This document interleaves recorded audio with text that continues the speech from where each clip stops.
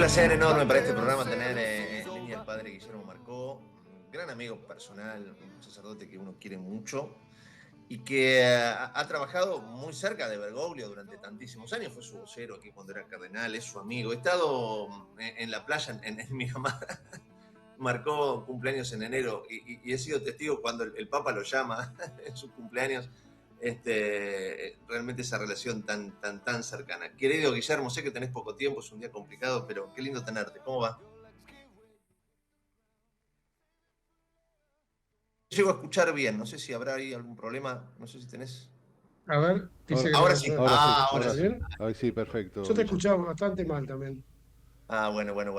Bueno, me imagino, ¿no? Muchos más allá del llanto, el dolor, la angustia de la pérdida física, todos lo vamos a extrañar, todos los vamos a valorar. Necesito escucharte a vos, qué sé yo, él se va, digo, nos bendijo la bendición Urbi et Orbi, ¿no? Para la ciudad y el mundo, y se fue. Digo, qué linda manera, lo hablábamos con Raúl, qué linda manera de llegar al cielo, ¿o no? Sí, es lo primero que pensé esta mañana, Claro. más allá de lo que te conmueve o al menos te sorprende, aunque lo veía bastante mal, sinceramente, a pesar de las cosas que decían, que bueno, que estaba recuperándose, pero yo lo veía sin aire, y realmente me causaba bastante angustia verlo así, digamos, ¿no? Pero creo que que su última salida haya sido en la Plaza de San Pedro, así como empezó su ministerio, ¿no? En la Plaza de San Pedro, bendiciendo a la gente, y, y haya muerto así, dormido, durmiendo. Creo que es una bendición muy grande. El lunes posterior a la Pascua, la llama la Pascueta, ¿no? Así que para los que tenemos fe, creo que es una coronación muy linda para su vida, ¿no? Y con una linda misión cumplida, Guillermo. Realmente va a quedar en la historia como un gran papa, ¿no? Yo decía, se ha ido el argentino más importante de la historia, creo que vas a coincidir conmigo en eso, pero como papa ha marcado muchas cosas importantes. Sin duda que sí, creo que todo lo que ha sido su ministerio, eh, cuando tenga un poquito de tiempo, escribiré algo sobre cómo Buenos Aires marcó su agenda de alguna manera, y a pesar de que mucha gente dice, bueno, qué lástima que no vino a la Argentina, yo sí creo que él tuvo siempre muy presente en el corazón a la Argentina y sobre todo llevó la argentinidad al lugar más internacional, después del fútbol, obviamente.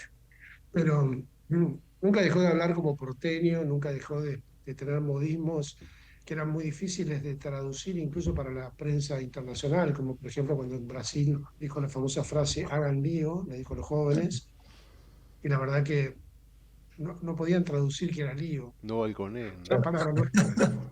Pero bueno, él hizo lío, me parece, ¿no? Fue un papa que, Sí. que Un un lío desde poco desde la cambió. humildad, ¿no? Porque ahí Raulito te quiere hacer algunas preguntas, pero digo, vuelvo a esto que yo señalaba, que no es menor, por ejemplo, porque fui testigo de tu cumpleaños de enero cuando él te llamaba a la playa y con vos y con tantos otros amigos. Él nunca se puso en un lugar de príncipe, ¿no? Porque a veces el cargo te lleva, qué sé yo. Y él seguía amigo de sus amigos, pensando en su gente. Eso siempre lo marcó. Sí, y la verdad que no sé de dónde sacaba el tiempo. A mí siempre lo que me sorprendía es de dónde sacaba el tiempo, porque realmente digo, vos le escribías y te contestaba. Cuando me llamaba por teléfono para el cumpleaños siempre, me llamaba y no es que me llamaba y me decía feliz cumpleaños y cortaba, que hubiera Claro. sido ya un lindísimo gesto de una persona muy ocupada, sino bueno, ¿y qué estás haciendo? ¿Y quién va a ir, quién va a ir a almorzar? Como que es como que estaba relajado, ¿viste? Hablando de cosas muy cotidianas y nos poníamos un poco al día en esa comunidad, por eso algunos charlábamos media hora en una llamada telefónica, ¿no? Y además en los lugares, como yo estoy de vacaciones justo en ese día, de una vez que me llama un secretario de él y me dice, mirá, te llamó 3 veces. Claro, me aparecía el número desconocido y yo por ahí no atendía. A partir de ahí empezó a llamar desde el teléfono de uno que sí conocía, que es el padre Juan Cruz Villalón, que ha estado muy cerca de él. Él vive ahí también en Santa Marta y fue vicario parroquial aquí en San Lucas y en la pastoral universitaria. Convivió conmigo varios años y es el que estuvo más cerca de él en este último tiempo, ¿no? Gracias a Dios, porque eso a mí me tranquilizaba mucho de que tuviese alguien más, no tanto un secretario, sino alguien más familiar, digamos, que nos representara un poco al clero de Buenos Aires, que hemos sido sus hermanos y sus hijos a lo largo de todos estos años. Guillermo, ¿cómo te va? Raúl de este lado. Es un placer enorme Hola, Raúl, saludarte. ¿Cómo estás? ¿cómo Vos sabés estás? que te escuchaba y me gustaría andar un segundito en eso. Muy claramente planteabas lo que representaba Francisco para el porteñismo, para el argentino. Nombrabas frases de él que claramente son muy nuestras: balconear, hagan lío, primeren. Es muy de Francisco eso. Y se contrapone un poco, y por eso me gusta plantearlo, con aquellos que dicen que no vino la Argentina y que eso estuvo mal. Viste que los argentinos somos tremendos para generar grietas y oscuridades. Digo, Francisco era una persona muy interesada en la Argentina, muy interesada en la Argentina, y es de las cosas que, está bueno decirlo, no le hizo falta cruzar el charco para estar cerca de nosotros, ¿no? No, yo creo que no, pero sí que hubiese sido lindo que él vuelva a su país, ¿no? Cuando más cuando te fuiste de esa manera, Ujú. que un día te tomaste un avión y ni siquiera te llevaste muchas cosas porque pensabas que ibas a volver la semana que viene, y de repente esas cosas las tuvo que pedir, cosas muy Sí. simples de su vida cotidiana, algunos libros, otro par de anteojos, unas pantuflas, no sé, cosas que se dejó en el cuarto, ¿no? Eh, y creo que, bueno, ver a su hermana,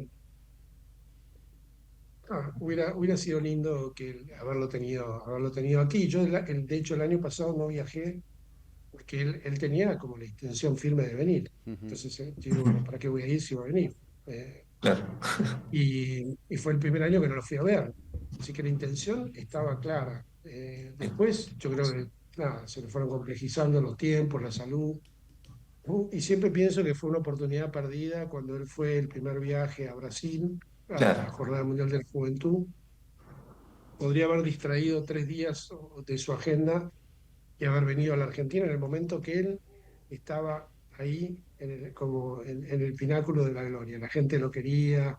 Después hemos sido muy críticos con él. Sí, sí, Y yo creo que lamentablemente. también tenemos que revisar nuestra parte con Francisco. Sí, coincido. Ojalá que hoy la gente que lo quería y los que no lo querían tanto también se animen a elevar una oración por él, ¿no? Y que por lo menos nos pueda unir ese respeto por una persona que ha sido sin duda el argentino más trascendente de la historia.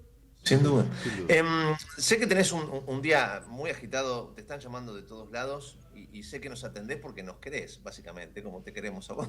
Entonces te tomaste unos Ah, porque minutos para son atendernos periodistas a muy nosotros. importantes. No, ya sé. Salga de Pero ahí. digo, en base a esto que señalás, ¿no? Si tuvieras que elegir los puntos más importantes de estos 12 años. Primero, remarcando que él llegó para estar poco tiempo, porque él lo decía, voy a estar muy poquito, tuvo 12 años, es bastante tiempo, ¿no? Para un papado, para un hombre de esta edad. Pero digo, los lineamientos, el legado que deja en sus encíclicas, en sus mensajes, ¿por dónde lo resumirías en 3 o 4 puntos importantes? Y a mí me gusta siempre decir que fue el primer papa que llegó de una megalópolis. Eh, Cuando hablo de una megalópolis, Buenos Aires es una ciudad que tiene 4 millones de habitantes que vivimos en forma permanente, pero después tiene 8 millones de personas que entran todos los días a la ciudad, ¿no? Provenientes de distintos lugares. Es una ciudad, y como él mismo se presentaba, me acordaba bien el Congreso americano, cuando él habla en la Casa Blanca, en los jardines, dice, me es muy grato estar aquí como hijo de inmigrantes, sabiendo que este país lo hicieron tanto los inmigrantes. Un palito para la administración Trump. La realidad es que él siempre sintió que era este tema, por ejemplo, fue su primer tema. el tema de la inmigración y el tema de la gente que no podía acceder desde África a Europa. De hecho, ¿se acuerdan que su primera salida fue a Lampedusa, Lampedusa? Lampedusa, sí, sí. ¿No? En Sí, segundo sí. lugar, el tema de hacer como foco en la gente más carenciada. Él aquí fomentó mucho algo que todos hacemos en nuestras comunidades, que es el tema de Noche de la Caridad, digamos, de asistencia y compañía a la gente que está en situación de calle. Él abrió baños para la gente, para los pobres de Roma, los atendía y con ellos comía de vez en cuando y también instauró la jornada de los pobres. El tema del medio ambiente, por citar algo que no era tan común en la agenda de los papas, pero era algo que yo charlaba mucho con él en Buenos Aires, y decía, bueno, ¿por qué el tema de la creación es un tema profundamente religioso y por qué esa bandera la tiene que tener solamente la izquierda y Ujú, no, o Greenpeace, y que es una buena bandera, digamos, ¿no? Pelear por el planeta y pelear por los recursos debería ser una bandera de la iglesia. Y él, sin duda, que eso lo tomó y, bueno, Laudato Si fue una encíclica que lo llevó a ser reconocido en el extranjero, en muchísima gente, en la comunidad científica, ¿no? Y hoy en día, lastimosamente, como el mundo ha virado fuertemente a la derecha, y muchos de los actuales presidentes son negacionistas del cambio climático. Después tienen que bancarse los huracanes y las tormentas y los lugares donde se vuela todo, cosas como las que hemos padecido nosotros en Bahía Blanca, y me parece que el cambio climático no existe. Bueno, el Papa es el único líder mundial que sostenía fuertemente la urgencia de cuidar la casa común. Y el último tema que te diría es el del diálogo.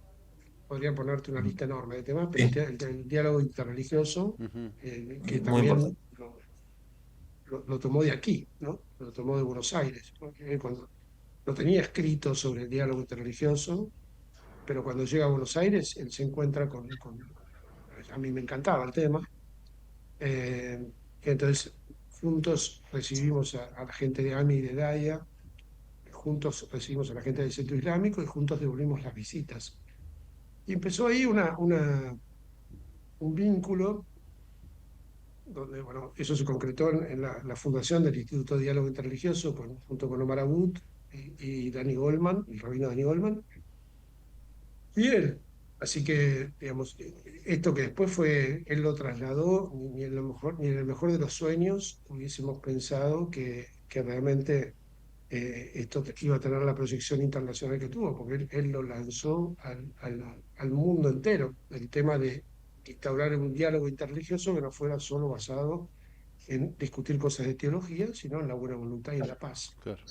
Lo dejo a Raúl que te quiere hacer una pregunta, pero me quedé pensando en esto, digo, esta Sí, mañana por el trabajo periodístico, por un supuesto. minutito más, porque Sí, no te preocupes, no, estoy no, como no. muy corrido de entrevistas el día de Escuchando hoy. vos, me encontré con varios rabinos conmocionados porque no solamente murió el Papa, un líder religioso, sino había muerto un amigo, ¿no? Con Marcelo Figueroa, pastor, esta mañana Marcelo no podía hablar de la emoción que tenía. Digo, esto marca también algo importante, ¿no? De la cercanía, de unirse en la fe, en el camino y buscar objetivos. Esto claramente quedará por siempre. Raulito. No, muy sencillo, Guille, y es la última reflexión, por lo menos de mi parte, y yo te agradezco mucho, me gusta mucho escucharte. Pensaba en este término de revolucionario que le han puesto al Papa. Viste que a veces las palabras las decimos y parece que fueran propiedad de otros.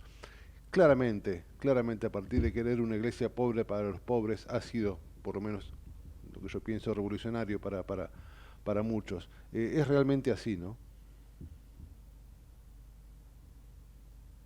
A ver, te diría que por ahí en la forma, pero digo, el Papa es el continuador de una larga tradición de la Iglesia, digamos, la doctrina social no nació con Francisco, el apostolado en los barrios digamos, más marginales de la ciudad tampoco, digamos, solo por recordar a uno, que es el padre Mujica, que Sí, claro. vivió mucho antes que Sí, Francisco. sí.